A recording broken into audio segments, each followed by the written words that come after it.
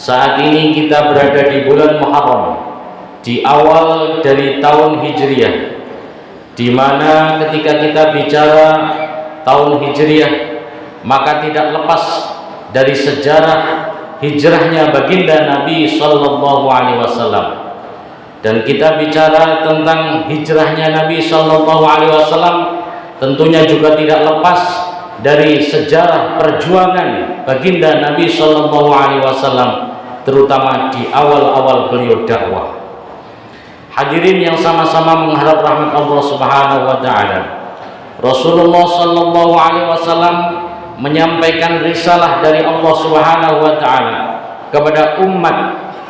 Akan tetapi hidayah adalah milik Allah Subhanahu wa taala, sehingga siapa yang diajak oleh baginda Nabi Sallallahu Alaihi Wasallam, ada yang diberi hidayah oleh Allah sehingga mau masuk ke dalam agamanya. Akan tetapi juga banyak yang menolak ajakan baginda Nabi Sallallahu Alaihi Wasallam.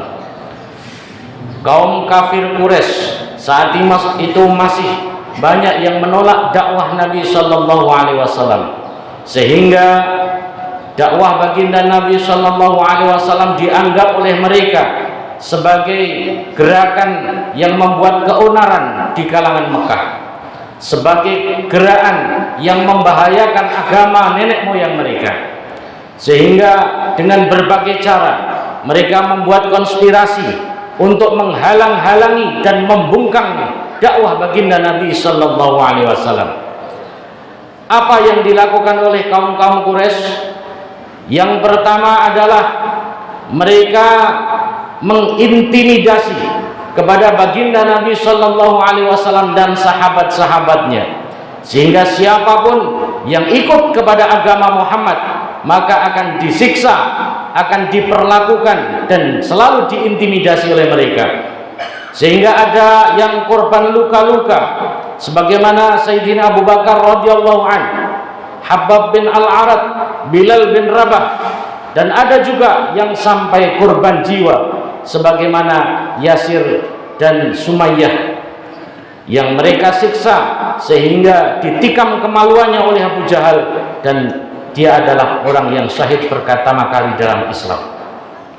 Namun hadirin, semakin mereka diintimidasi, kaum muslimin diancam-ancam, dianiaya, bukan semakin berhenti dakwah Nabi, akan tapi justru hidayah Allah makin banyak. Semakin banyak orang yang mengikuti dakwah baginda Nabi Sallallahu Alaihi Wasallam masuk ke dalam dinul Islam, sehingga mereka merubah cara menghalangi dan membungkam dakwah baginda Nabi Sallallahu Alaihi Wasallam, yaitu dengan cara yang kedua, yaitu mengajak untuk berdamai. Sehingga mereka datang kepada Nabi Sallallahu Alaihi Wasallam dan mengatakan, wahai Muhammad, selama ini kita dalam keadaan baik-baik saja.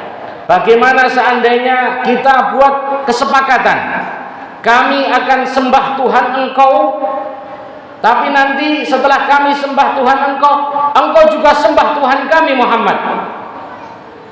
Maka inilah yang mencampur adukkan hak dengan batil. Ketika Rasulullah Sallallahu Alaihi Wasallam terdiam, maka turun ayat dari Allah Subhanahu Wa Taala, Qul ya ayyuhal kafirun, katakanlah hai orang-orang kafir, la a'budu ma ta'budun, aku tidak akan menyembah apa yang kalian sembah, wala antum 'abiduna ma a'bud, dan kalian juga bukan penyembah apa yang aku sembah, wala ana 'abidum ma 'abadtum, dan aku bukan penyembah apa yang kalian sembah, wala antum 'abiduna ma a'bud, dan kalian juga bukan penyembah apa yang saya sembah. Lakum dinukum waliyadin, untukmu agamamu dan untukku agamaku. Hadirin yang mulia, inilah ketegasan kita sebagai muslim, berjiwa muslim, telah diajarkan oleh Rasulullah Sallallahu Alaihi Wasallam yang turun ayat dari Allah Subhanahu Wa Taala. Tidak ada kompromi dalam kita beribadah kepada Allah Subhanahu Wa Taala. Tidak boleh kita mencampur adukkan yang hak dengan yang batil dan yang batil dengan yang hak. Setelah diajak demikian, Rasulullah Sallallahu Alaihi Wasallam menolak. Maka kaum kafir Quraisy juga merubah pola dalam menghalangi dakwah baginda Nabi sallallahu alaihi wasallam dengan cara yang ketiga, yaitu memberikan Rasulullah tawaran yang menggiurkan atau disuapnya Rasulullah sallallahu alaihi wasallam. Datang pemuka-pemuka Mekah ini kepada paman beliau yaitu Abu Thalib, dan mereka katakan kepada Abu Thalib, "Ya Abu Thalib, qul li ibni akhi," wahai Abu Thalib, katakan kepada keponakanmu Abu Thalib, seandainya Muhammad menginginkan harta benda, kami orang-orang Mekah ini siap mengumpulkan harta-harta kami diberikan kepada Muhammad, sehingga nanti Muhammad akan menjadi orang terkaya di Mekah ini. Kalau Muhammad menginginkan jabatan, maka kami angkat Muhammad sebagai raja kami, raja di Mekah ini. Kemudian kalau Muhammad menginginkan istri yang cantik, kami yang akan memilihkan, kami yang melamarnya. Tapi syaratnya Abu Thalib, berhentilah Muhammad dalam mengajak ke orang Mekah ini ke dalam agama barunya ini. Maka setelah mereka pulang, ternyata baginda Nabi sallallahu alaihi wasallam berada di kamar rumah Abu Thalib. Beliau mendengar percakapan mereka. Ketika baginda dipanggil oleh Abu Thalib dan ditanya, "Ya Muhammad, madza tara?" Wahai Muhammad, apa pendapatmu? Bagaimana paman? Dengan tawaran mereka tadi, kamu dengar kan? Kalau kamu ingin harta benda, mereka akan kumpulkan harta seluruh penduduk Mekah. Kalau kamu ingin jabatan, engkau akan diberikan jabatan menjadi raja di Mekah. Kalau ingin istri cantik, tinggal pilih saja. Bagaimana Muhammad? Wahai paman, katakan kepada mereka, paman, tolong katakan kepada mereka, paman, walladzi nafsi biyadih, demi zat yang nyawaku berada di dalam genggamannya, law wada'u syamsa fi yamini wal qamara fi yasari ala an atruka hadzal amal ma fa'altu. Katakan kepada mereka, paman, seandainya bisa mereka itu meletakkan matahari di tangan kanan saya, mereka bisa meletakkan rembulan di tangan kiri saya, tapi mereka minta saya berhenti dalam mengajak dan mendakwahkan agama Islam ini, paman. Katakan kepada mereka, tidak akan saya lakukan itu, paman. Tidak akan saya berhenti dari dakwah ini sampai nyawa saya melayang dari tubuh saya, sampai tubuh saya berantakan, hancur. Tidak akan saya hentikan. Jangankan cuma harta benda, jangankan cuma jabatan, jangankan cuma istri-istri cantik, mereka bisa meletakkan matahari saja, saya tolak, paman. Sehingga disampaikan kepada mereka, dan mereka makin lelah. Dan akhirnya mereka juga membuat konspirasi yang lebih matang lagi. Cara yang terakhir adalah membunuh baginda Nabi sallallahu alaihi wasallam. Dimusyawarahkan di antara mereka di Darun Nadwah, tempat persidangan, dan saat itu telah disepakati bahwa sama-sama kompak membunuh Muhammad dari masing-masing kabilah untuk ikut membunuh Nabi sallallahu alaihi wasallam. Namun hadirin yang mulia, sesungguhnya keselamatan, hidayah, petunjuk itu hanya ada di dalam genggaman Allah Subhanahu wa taala. Sehingga bagaimanapun mereka merencanakan kebinasaan baginda Nabi, Allah tolong nabinya dan kekasihnya, yaitu Sayyiduna wa Maulana Muhammad sallallahu alaihi wasallam.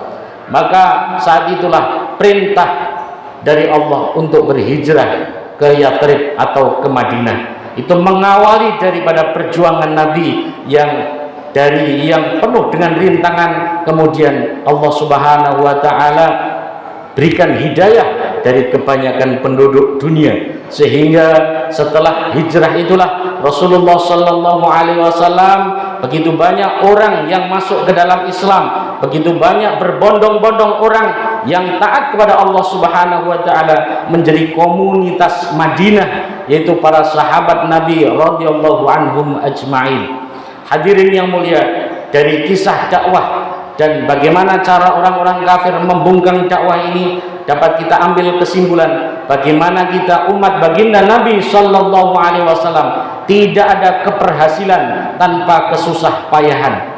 Maka apapun kita selaku muslim, jangan kita merasa lemah, kita kadang minder melihat kekuatan ekonomi orang kafir, kita kadang kecil hati melihat kekuatan senjata orang kafir, sementara akhirnya kita menjadi orang-orang yang lemah dalam perjuangan agama.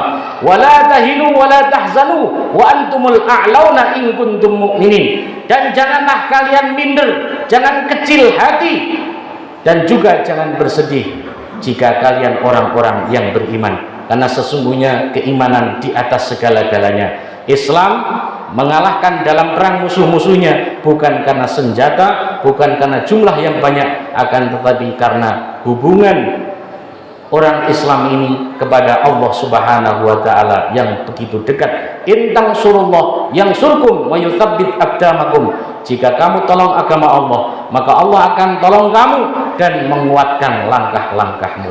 Mudah-mudahan kita senantiasa dijaga oleh Allah dalam ketaatan dan keimanan sampai akhir hayat kita. Amin ya rabbal alamin. Barakallahu li wa lakum fil Qur'anil azim wa nafa'ani bima fihi minal ayati wadh-dhikril hakim wa taqabbala minni wa minkum tilawatahu innahu huwas sami'ul alim wa qur rabbighfir warham wa anta khairur rahimin.